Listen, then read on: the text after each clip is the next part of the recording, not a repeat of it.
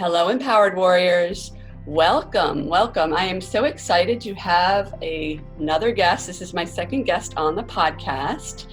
My good friend, one of my soul sisters, Winnie Sher. Welcome, Winnie. Hi, Angela. Hi, Empowered Warriors. So happy to be here. I am so happy to have you here. This is just such an honor and a thrill.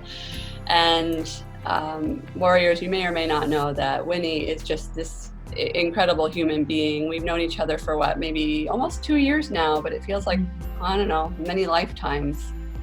It probably has been many lifetimes, actually, Angela. I think so. So, Winnie, why don't you tell us, the Warriors, who you are, what you do, and how you help people? Yeah, I'd love to.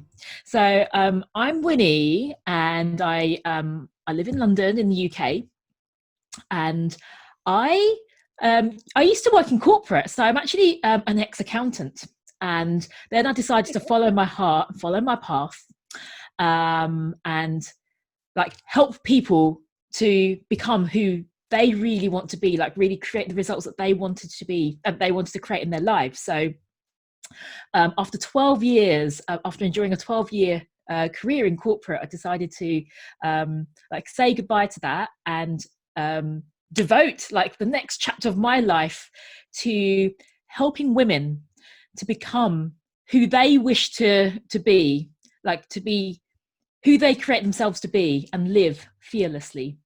So this concept of like fearlessness is really, really alive for me right now. Nice. Yeah, because for me, the fearless doesn't mean absence of fear. I see the word, I break it into two. I see two words: fearless. So, Ooh, yeah, I that's feel powerful. less. Yes, when I saw it like that, the power really comes back, because like when we say fearless, sometimes we can quickly go, oh, then I must somehow like, like overcome or kind of bypass any fear that I'm feeling in order to pursue my dreams. And what I've noticed is like what actually happens is we like dissolve that fear when we meet it. We fear less with every forward action that we take. So that's what I love to show people and help them to create their dreams from that place. I love that. That is really powerful. And I love how you are addressing it as this in two separate words, and how you talk about, I mean, the only way to get through fear, right, is to address it step by step by step, right? In tiny Yeah, little action steps. exactly. We can break it down into steps. And it's a bit like if we have to climb a mountain, looking at the mountain, it just feels, it can feel like insurmountable, right? It can feel really hard, but actually, how do we climb it? We take steps Mm-hmm. towards the summit. um Yeah. yeah. And it's so natural, or not natural, but I feel like it's such an accepted standard. Don't get me started about talking about society, but in society, to be in this state of overwhelm and stress, and like that's almost like it's honestly and sadly, in my interpretation, I feel like that's what sells to people, right? Is to be in overwhelm and stress. Therefore, you need this, whether it be a medication or a product. But what you're saying is that that is not necessary, right? We can break it down and make it manageable, and it's so simple. That's what I love about that. It's so simple and not necessary to be in this state of overwhelm. Right. Yeah, I completely hear that, because actually it's almost like a badge of honor, isn't it? Like nowadays, it's like the more we pack onto our plates, the more stress we create. It's almost like, oh, it's and then we complicate it by saying, well, the way out of that is I don't know, some new like procedure, some new medication, or it's something else, it's something else, it's something else. And it's almost like our minds have been trained, right, to kind of go, well, I created this really complicated situation, so there must be a complicated way out of it. Yeah. When actually it's super simple. It's so simple. It's simple. It's like, start with the basics. Actually, what is it that you really want? What is it that you really want to create? And then what's one step you can take towards that? And when you've done that, what's the next step? And then the step after that, it's so simple. It's almost like our mind's going, no, it can't be that simple. And actually, I'm thinking of like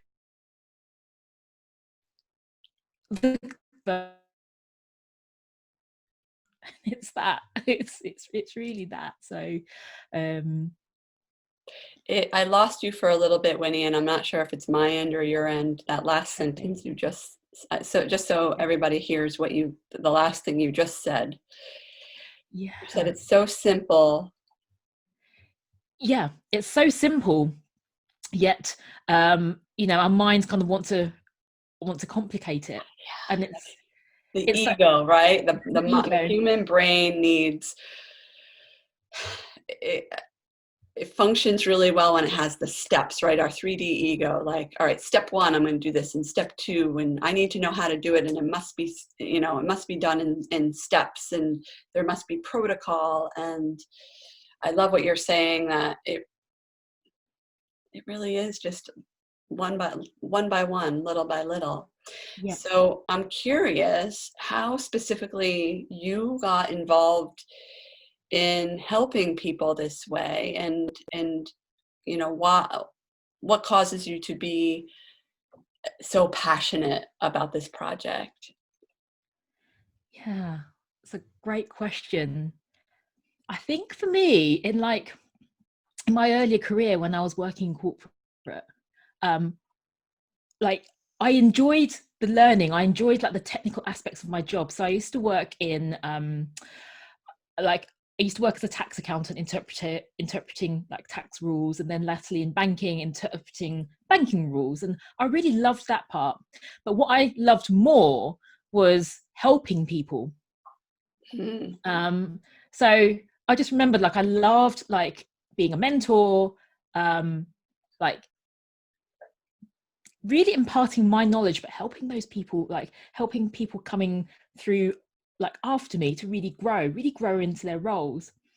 So for me, that piece around that personal development, I used to just drink it up all of the time. Like even when I was younger, I don't know if it's the same with you. Like when I was at university, I think my shelf was just full of, apart from that the textbooks, the other part of my bookshelf was full of self-help books. I loved self-help books. It was incredible. It was like I was always questioning, like, why do I feel this way? How can I help myself out of it? So the idea of like being able to do this like as my like my work, my full-time work, was just, it was both exciting and scary to me, leaving behind that old world but also stepping into this new one. And what I'm most interested in,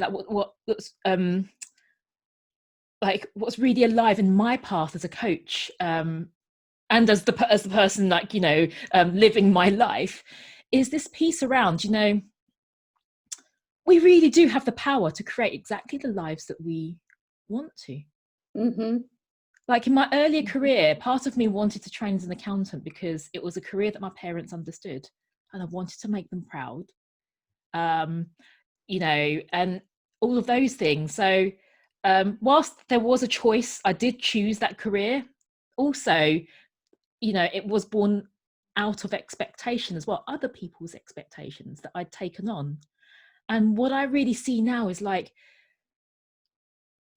when we see that, when we can really unpick what is our belief, what is actually truly ours, mine, versus what was given to me, what had I acquired, and it's actually someone else's belief. And then seeing, well, which ones serve us, right? Because it's okay, I might have adopted a belief from my school teacher and it really empowers me now, so I'm going to keep it. But what if it doesn't? What if someone has said, well, you're only going to be a success at life if you're an accountant? That doesn't empower me because I don't want to be an accountant anymore. I can let that go. So when I see that, oh wow, I could let that go. I could choose a new life, choose a new path. It was like, wow, a whole new world opens up. So And so freeing. it's freeing. And for me, that's the path to empowerment. It's like Yeah. we can create, we can create anything we wish to, Anything. anything. Anything we wish to. And I feel like your story, first of all, I had zero idea that I did not know you were an accountant. I somehow missed that in our Yeah. chatting, or maybe you mentioned it on the retreat. Winnie and I we actually met in a spiritual retreat about a year, almost 2 years ago, for the first time with our my very first business coach, Mhm. Anna. And yeah, so anyway, I missed that part. But what I would like to mention is that your story about going from, the desire to please, right? Mhm. Please your parents, please your teachers, by being an accountant, which is so common, right? With so many kids, right? I mean, how the heck are we supposed to know? Some kids know, like they come out of the womb and they're like, Mhm. I want to be a veterinarian. I Yes. want to be a fire, a fire person, right? So, I mean, the fact that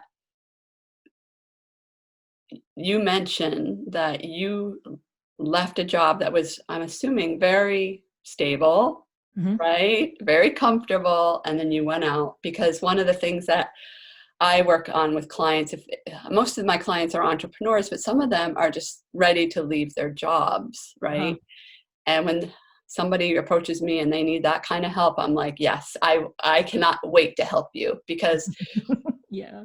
when we leave that job, whether it's something that sucked your soul, or it was just not in alignment Mhm. anymore with, you know, with the client, with you, whomever, there is this power. It opens up this possibility, right? It it's very expansive to, like, there's no longer that space that was occupied by that job is not there anymore, Right. right? So energetically, it just brings in, okay, what is it that I am supposed to do? Right. Yeah. So, It's like I have choice now. It's like the image that's coming to me is a bit like, you know, someone has given you a red jacket and told you to wear the jacket, that red jacket for throughout all time. And yeah, you've woken to the fact you're like, well, I don't even like the color red, and I don't even like the fit of this jacket. yeah, Why am I required to keep this jacket on? If the jacket being a metaphor for our career or something that we don't yeah, love anymore. It's like, why am I required to keep this on if actually, you know, I don't want to? Oh, so the freedom I hear you speaking to is like taking that off, right? Taking that jacket off. Now we can go shopping, right? take off the red Now we can go. jacket and shop for a purple jacket, right? Right. Yeah, exactly. We Yeah, can go for anything we love, yeah, following our heart. And then I really love what you said about like creating that space, because when we it can feel like shackles, can't it? When mm, we're doing something that's not truly from our heart, it when it carries with it like expectations of others, or even your own self-imposed expectations, um or perhaps our expectations that at one point were true and now they're outdated, they're no longer mhm, true, but we hadn't you know thought, oh, maybe I should review this, right? Is this still true for me? So there is a freedom yeah, in letting go of that, because then when we let go and we create space, we're literally creating that space to invite more insight, more of what we love. yeah. More of what we love, and I'm going to Jam? record. Yeah. All right, I had to press. I had to stop recording, warriors, because I love my dog.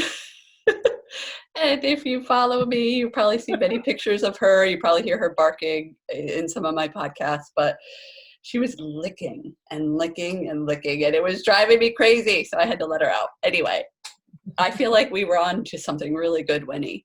So we were Yeah. talking about, you were talking about just the idea of when you let something go that's no longer serving you, basically, how, whether it be, your accounting job, and for so many people,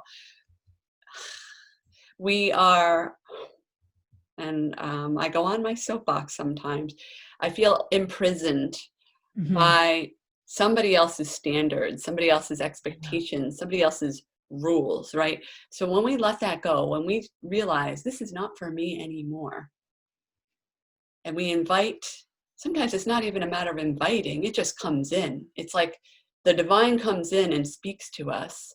Okay, this is your mission, this is your dharma, this is what you're meant to do. And that's what I'm hearing happen to you with leaving your accounting job. Yes. Oh, yes.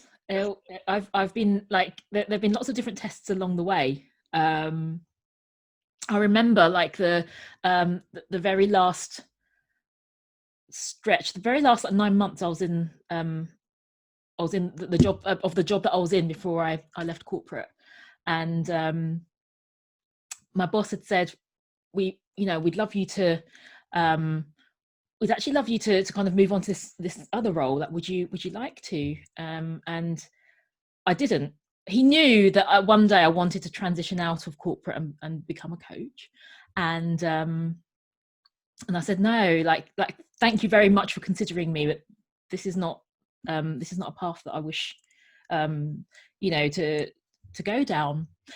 And actually, I think I was blessed with a very like open and understanding boss, because his next question was, well, what would you love then, Winnie? What do you want? So I said, actually, I would like to uh, spend like half of my time like working, like continue as I am on this project that I'm working on. I was working on at the time. I said I'd like to tie that up, like but spending half of my week working on this, and then the other half on unpaid leave, effectively, so that I can start taking those steps towards creating my coaching business. And I was scared to ask that, because I thought, who's going to be up for that? I mean, I'm making some unreasonable request on my terms. Am I creating something that I want, but it might not work for them? What are you, Anyway, crazy? I know, who am I? Crazy? Of course they're going to say no. Who do you think you are? Yeah, who do I think I am? I was like, hey, he asked me the question. I've got nothing to lose here. I'm Yeah, going to yeah, ask. yeah. So it surprised me that later on in the week he said, yes, I've consulted with the rest of the leadership team. Yes, we'll we'll meet your request. So you can spend half of the week like working with us, and then the other half of the week it's unpaid leave. You work on your business. And I remember thinking, oh my God, that's so scary.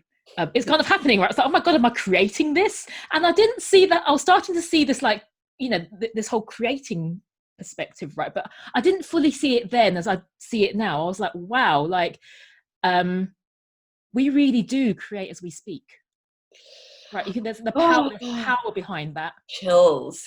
Yeah, I have chills. we really do. Our words have the power to create. He could have said yes, he could have said no, right? But the fact that I had to speak it to begin with, in order for that possibility to even open up. If I had stayed in my head and thought, oh no, I don't think they're going to say yes, so in fact I think they're going to say no, so I'm just not going to ask because I don't want to hear the no. If I'd stay there, that possibility would never have opened up. So the creating as we speak, the way I see it, is you create new possibilities, you open up new channels when you speak and you ask, because unless you do, you don't know which roads are going to open up. That's right. That's beautiful. So I think that's a real takeaway, actually, for the warriors, right? Huge Ask. takeaway. Oh man, I'm just loving Ask. this conversation, because it's just, I feel like it's flowing, and these lessons that are coming through are just, I mean, Winnie and I we don't have a script. We're just No, we're jamming, aren't we? here. It's live conversation. But I Yeah. have one of my mentors says we speak our words into existence.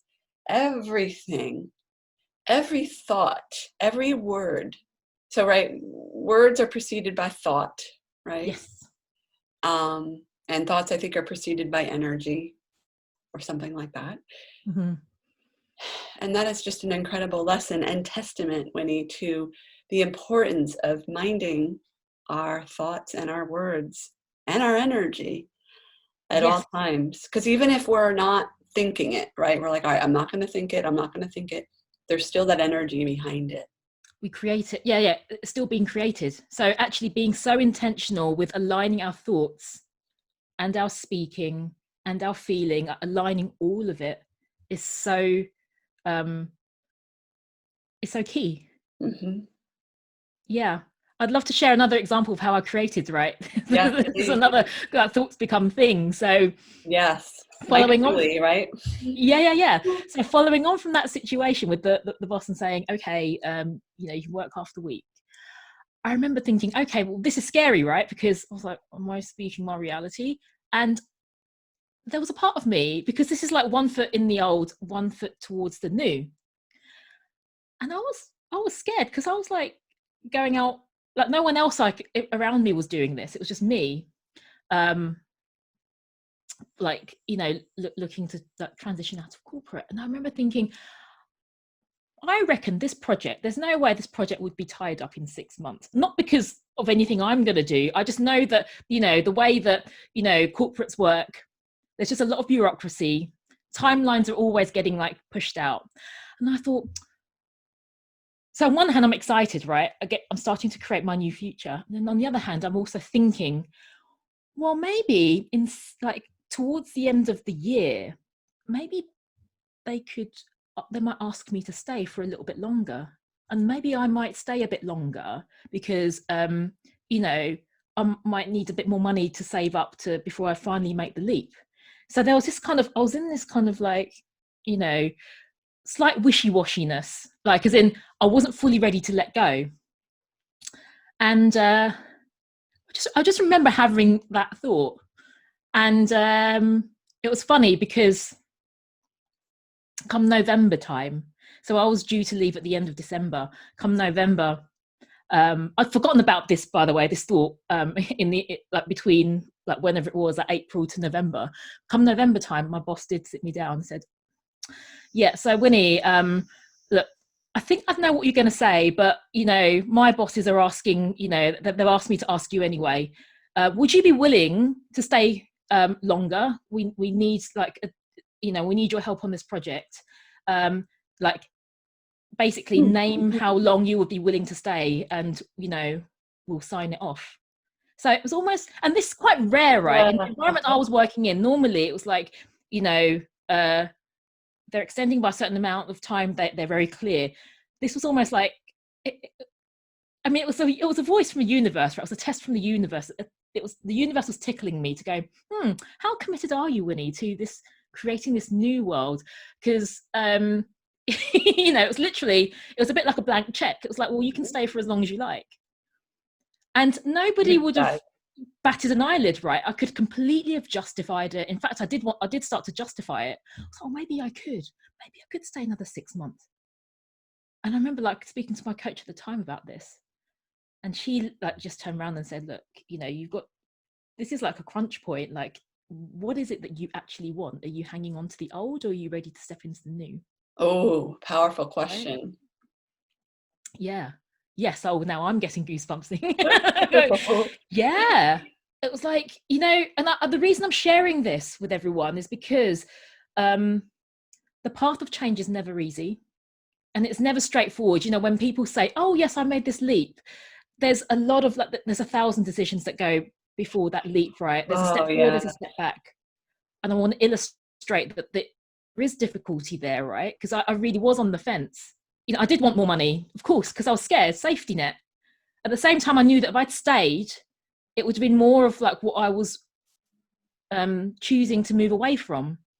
So I wouldn't really be creating a new reality for myself. And I could energetically, I could feel that. I felt like very stuck when I thought about if this was just purely about the money. Everything else was no longer, you know, I knew that was what I was wanting to move away from in order to, you know, to go into my coaching work. I felt this stuckness, and basically, like, I got really, really still, and I was like, what is it that I truly, truly want? And it was to take a leap into the unknown. It's like, the reason I feel scared is because I've never created this before. So of course I'm going to feel scared. Because if I'd already created it, I knew what was coming, then it would be a very easy decision that there is no, that there would be no tension. Yeah. The fact that this tension is actually a gift, is actually a friend. This tension is the point of choice, right? Not because there's a right choice or a wrong choice. I believe that whatever choices we make, they're always there to help us and to educate us. Mm-hmm. Yes. But one choice was going to take me down, like, back through like another iteration of recreating an old pattern, which is safety, not willing to leave yet, expectation. Mm.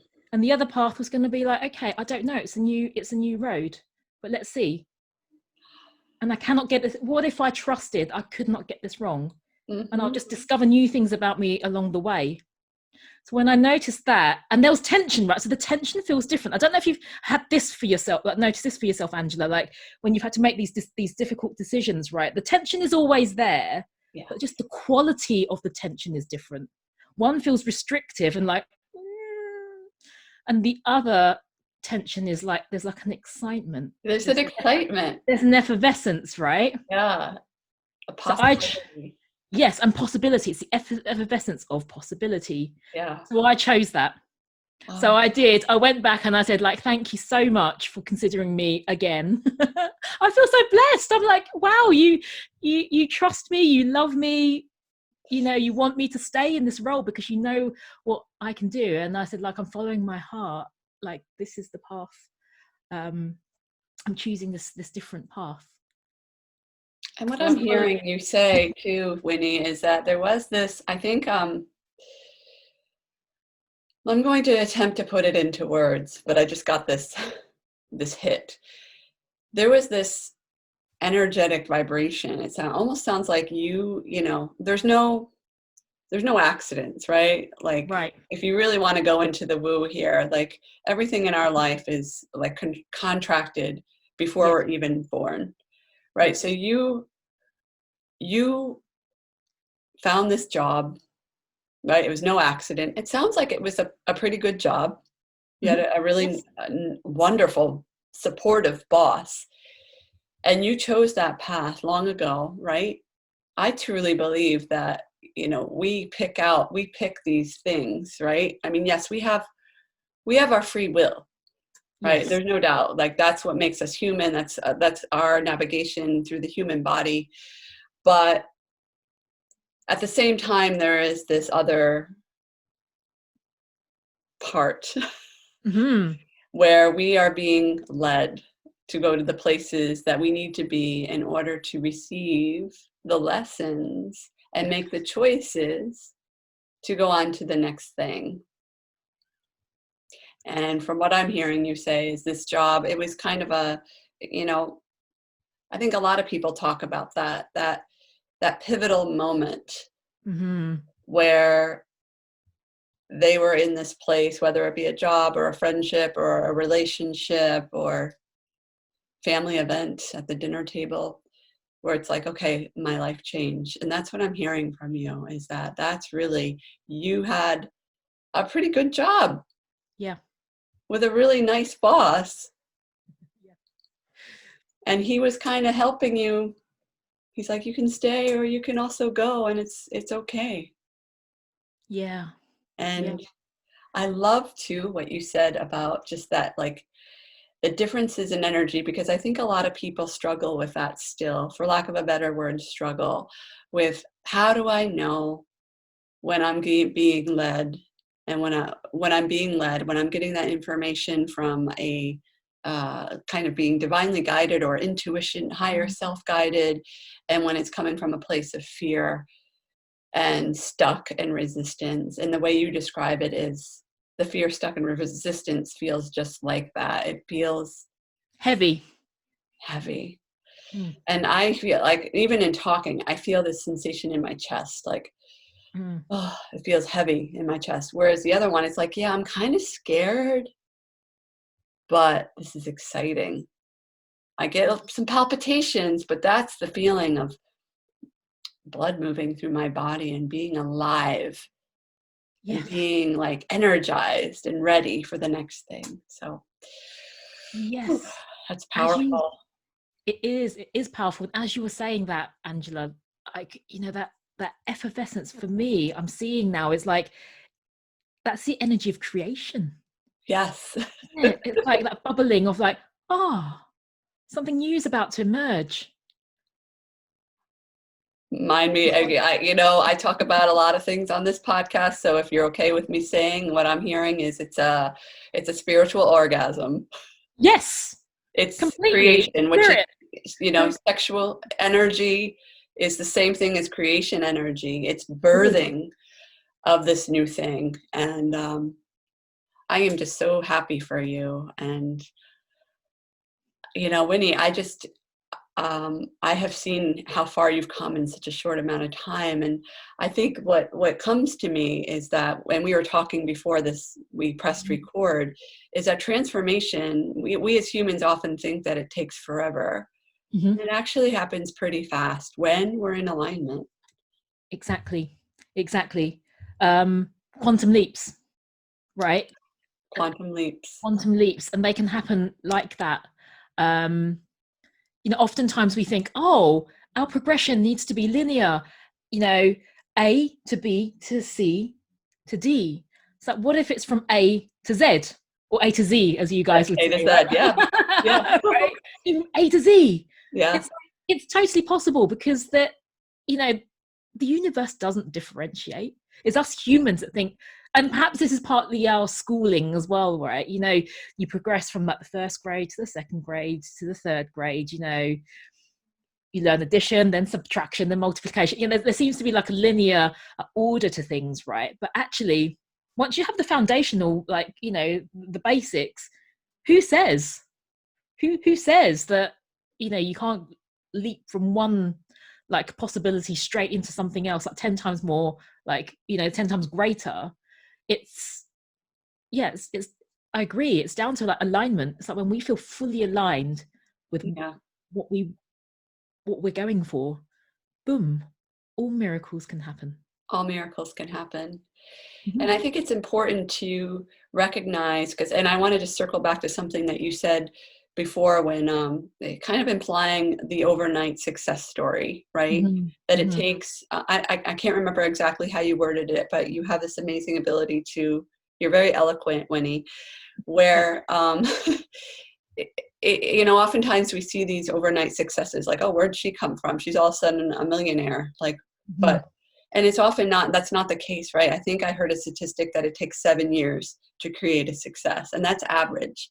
So for Yeah. some people it's longer, some people it may happen in a year. But to that point too, is knowing that it can take time, but at the same time, it doesn't always take time. Right. Right. Well, what is time anyway? But the quantum leaps that you talked about, like once we decide, not even decide, but align with our higher self, can Right. be very, very quick, Yes, absolutely. very fast. So alignment is key, and then those decisions each time, decisions to keep moving forward, right? That Yes. that create that. Absolutely. It's that simple, isn't it? So it's, circling back to what we were talking about at the beginning, it's like, I, I don't know about you. Sometimes my brain wants to complicate things. No, no, no, it can't be that easy. It's like, yeah, it is. It is that simple. It is easy. It is easy. And not to discount those of you out there that are feeling that like things are hard, because Mm. I think part of the human existence, right, is to navigate through the Yes. hard, right? But I think what Winnie and I are trying to convey is the hard is part of the lesson, and we can always choose.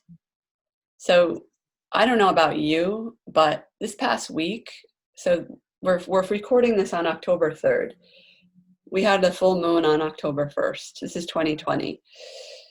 And last week felt freaking hard. Yes. Yes, it did. It felt freaking hard. However, that is not an invitation. I mean, there were times, I'm going to be completely candid. I wanted to lay under my weighted blanket and not come out for Mhm. like 3 or 4 days. However, what happened was this beautiful succession of releases. And okay, this is coming up. Okay, it's time to let this go, right? So, what we often look at, we're not taught this in school, right? The hard is so hard. Those are just invitations Yeah. to grow Yes, exactly. and evolve and let go of the crap that we get entangled in. Totally, totally. And we can we can like hand it over, right? It's like, again, who said that just because something's hard or it feels heavy, we're not required to hold on to it. No. You can choose to let go. Like, I like to see, like, I see like a hot air balloon now. It's like we can put anything that we wish to like let go of, put all of that heaviness, put all of whatever is not wanting to stay, put it all into that hot air balloon and let it float away into the sky. Oh, I love that imagery. Yeah. And whatever makes sense to you warriors, like if it's a hot air balloon, if it's I had I think it was Anna that had this meditation where you just send everything into this giant flower and Mhm. shoot it off into space. Whatever makes sense to you. Burning, some people, not that I recommend, of course, responsible burning of your journals. I did Yeah. that with the last full moon. Whatever makes sense to let go of what no longer serves you. So beautiful. What a beautiful conversation. Yes, this is a very beautiful conversation. Potent. Totally potent. And, I think we had some other things that I know we talked about discussing. You had quite a journey recently. I would love for you to just share Mhm. your journey recently in the last 2 years or so of what happened with you, because I feel that this can help so many people if they hear about your Yeah. health journey. Yeah, I'd love to share. Thank you. Yeah. Um, yeah, so I have type 1 diabetes and I've had it for 26 years. So it's 26 years this year. But a year ago, so this was about, I think it's June, July 2019. I'd slowly been like putting on weight and I wasn't exercising and I wasn't like paying a lot of attention to what I was eating. So all this was meaning was that like my health markers were like out of they were just completely out of target. So my blood pressure was high, my blood sugar was high, my cholesterol was high. And so things kind of came to a bit of a head like in like June, July time last year when I saw, actually this is what happened. I went to a friend's wedding and the dress I'd bought earlier in the year to wear, I couldn't fit into anymore. And I was like, what? Was really looking forward to wearing this dress, so I had to wear a different dress, an older dress, and that waistband was just like, my belly was just like kind of really resting on the waistband because it was a fitted dress, and I was like, I feel really uncomfortable. And I remember spending that whole evening, whenever somebody was taking a picture of me, I was thinking, just feeling really self-conscious. I was like, I don't feel particularly good, and you know, worried that I wasn't going to look that good. And when I saw the pictures, like a couple of days later, I was shocked. I was shocked at how big I'd become.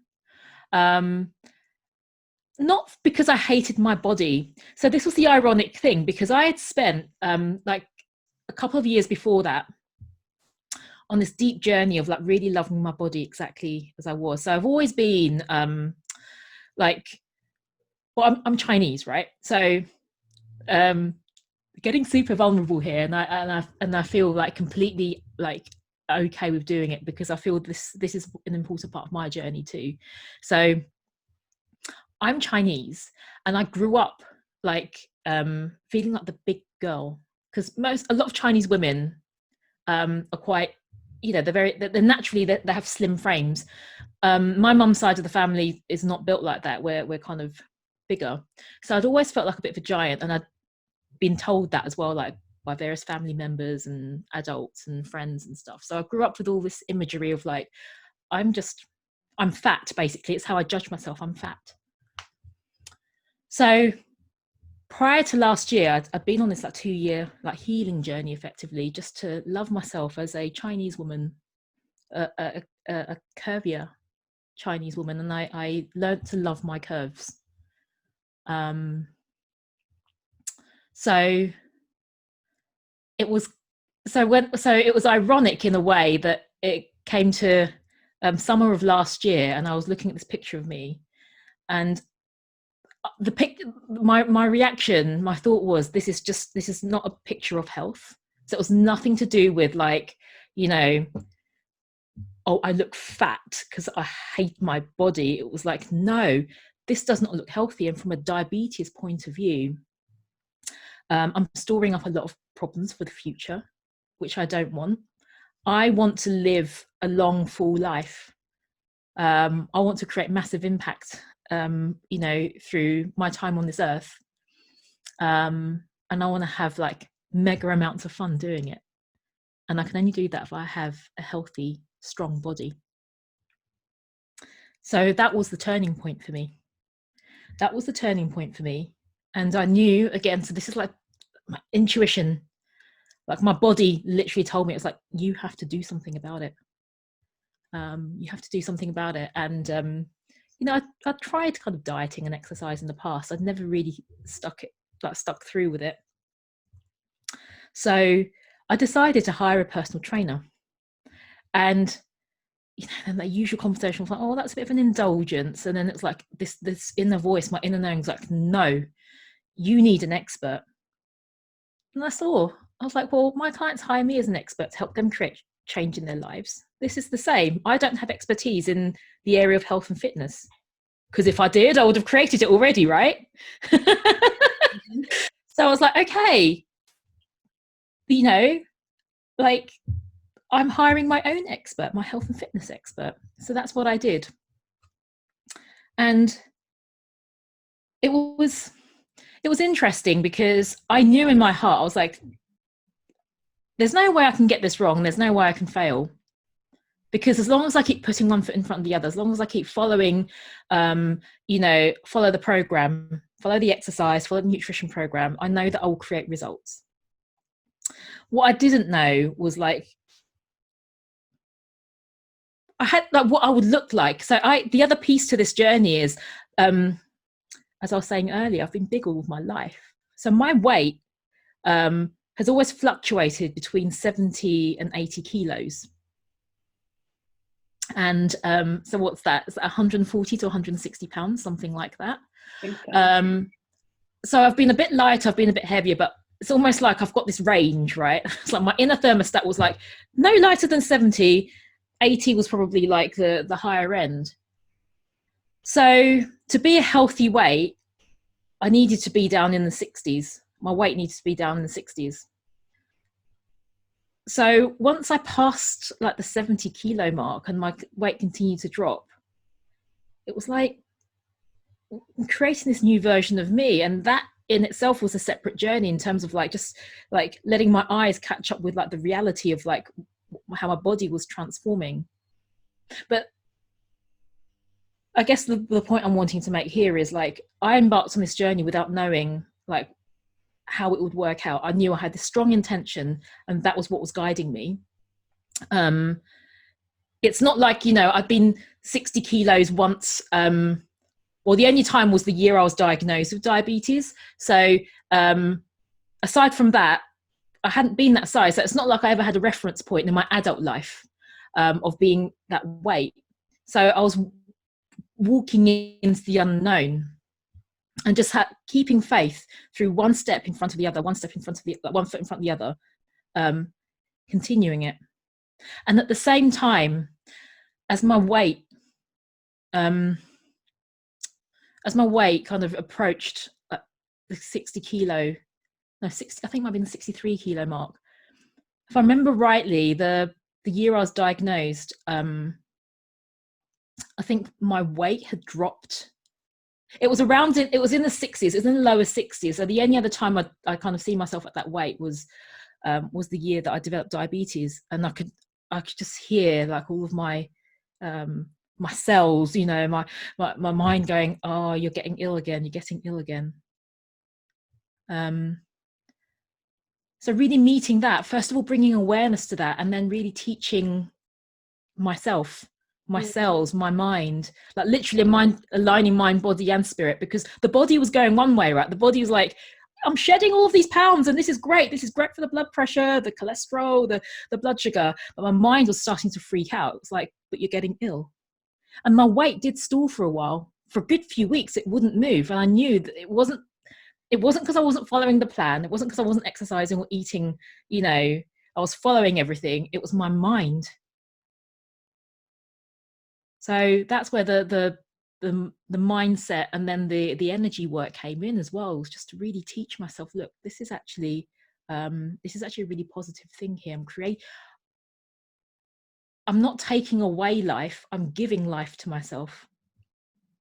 There's like a distinction in there. It was like, we're not dying, cells, we're not dying, we're living. This is going to enable us to live. And to, again, that same tension that I talked about earlier, it was the same. It was like the fear of like, but we're dying, had the heaviness. But we're living, had like the effervescence. So to choose that, to keep choosing that and seeing with, yeah. That's power. That's really, really, I don't think I've ever heard of I hate the term weight loss. I'm not a fan of it, but what I'm hearing is this process of not just happening in your physical body, mind, body, and spirit, but of letting go, of releasing. Yeah. That's what I heard. So it wasn't just a matter of physical health, right? But it was also this journey and this process of again, those lessons along the way that you learn, right? The body naturally is going to want to go into survival mode and say, help, help, I'm dying, right? Because this is a change, a completely new paradigm for your body. Yeah. And you had your mind there saying, we're going to keep going. We're going to keep going because this is the right thing for us at this particular time. Does that sound, am I picking that, am I interpreting that correctly? Yeah, exactly. It's and this is back to the alignment piece, right? That you were talking about earlier. It's like alignment means aligning mind, body, and spirit in my book, because it's like it's just very interesting to see what comes up, right? How we can easily sabotage ourselves. Yeah. Hold ourselves, not even sabotage as in, but we can just hold ourselves back, right? Because actually without the awareness of like some of these subconscious things that can be happening, and all they're doing is they're wanting just to be heard. Because like with my mind, with my cells, right, it's like, originally I kind of judged them, but it's like, hang on, I'm doing all this hard work here, I'm exercising, I'm eating healthily, why are you still not, why is the weight not moving? And it's like, oh, of course I'm going to like love them and forgive them for like thinking this way, because the last time this happened, the imprint, the only reference point they had was like death.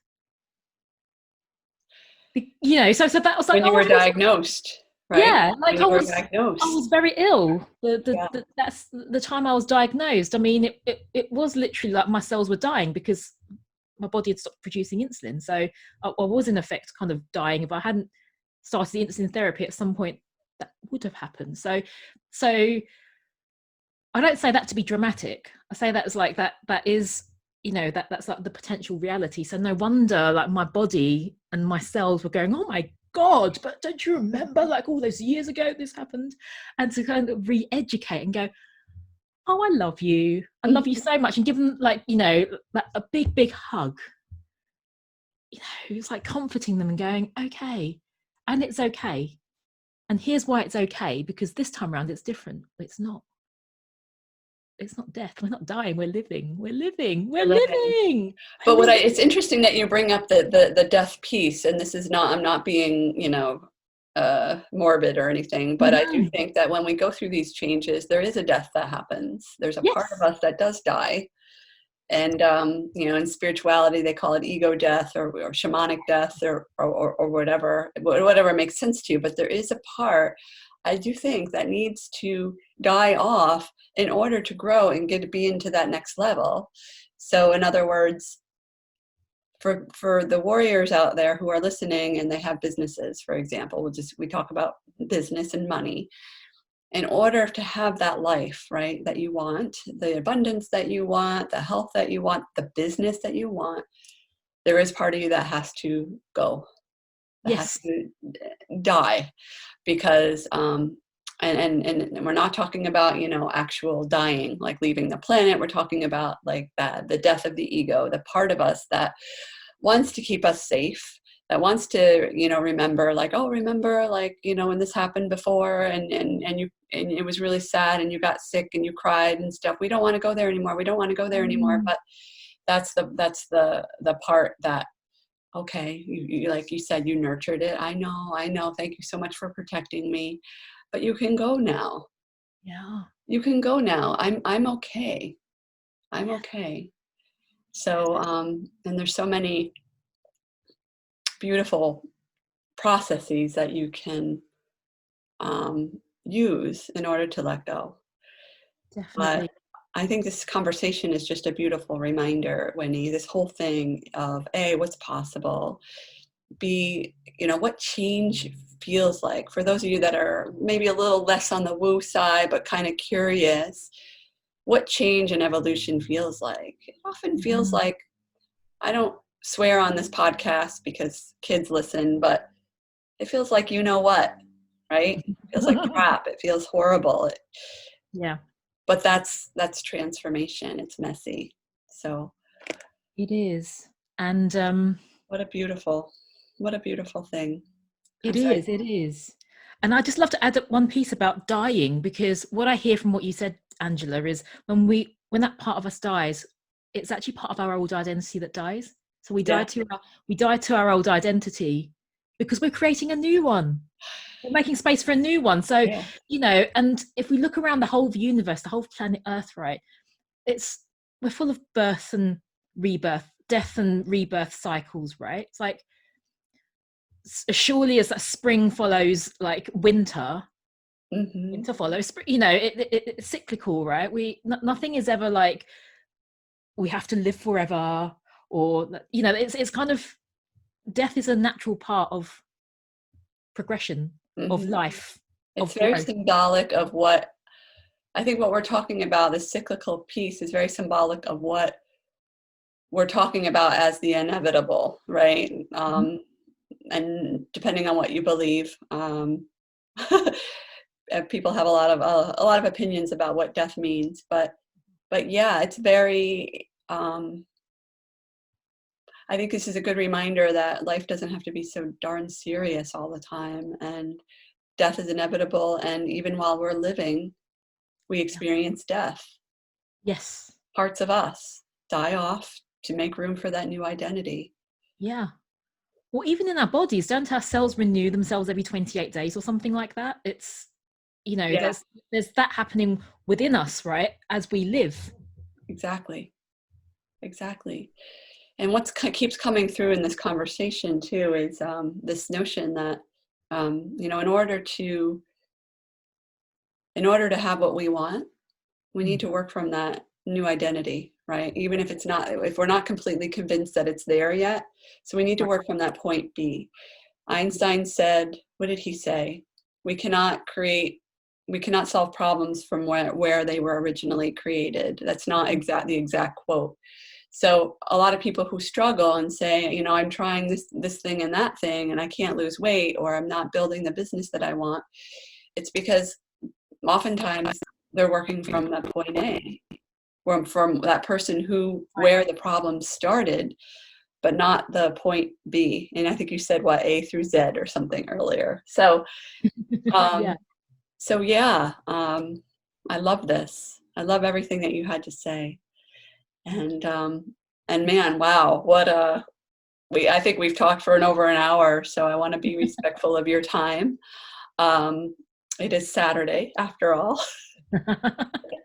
Thank you for meeting with me on a Saturday. I do have just a couple of quick questions, and hopefully I'm not surprising you with these, but I don't think I will. First of all, what does impact mean to you? It's a great question. For me, impact means doing like what you're here to do on the planet, on this planet. Helping those people that you're here to help, living your fullest life, being the fullest expression of you, being unapologetically you. Beautiful. Yeah. Oh, I love your passion so much, Winnie, and I love you. Oh, thank you. I love you too. I'm so grateful for you and what we co-create when we're together. Oh my gosh, this is amazing. I feel like, honestly, I feel like we could continue having this conversation for much longer, but maybe you can come back someday if you're open to it. We can have round 2. Yeah, I'd love that. I would love that. So last question, Winnie, is how can people find you online? Aha, yes. So you can find me either on Instagram at I am Winnie Sher, on Facebook, or LinkedIn, or my website, winniesher.com. So they'll be put in the show notes, I think, right? So you'll be put in the show notes. And for those of you that want to know right now and don't want to go to the show notes, it's Winnie, like Winnie, Winnie, Sher, Sher. Yep. So thank you, Winnie, so much gratitude to you, so much love to you, and thank you so much for just helping the people that you're helping, for making the impact that you're making, for showing up and being here today. It's been a pleasure and an honor to talk to you. Yeah, likewise. Thank you so much for having me on your podcast, Angela, and blessings to you and the Empowered Warriors. Thank you.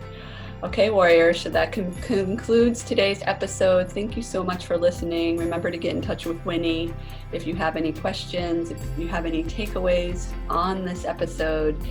You can tag me or Winnie on Instagram. I am Angela Noel, or I am Winnie Sher. Thank you so much and have an amazing day. And remember to go out and make an impact. Take care.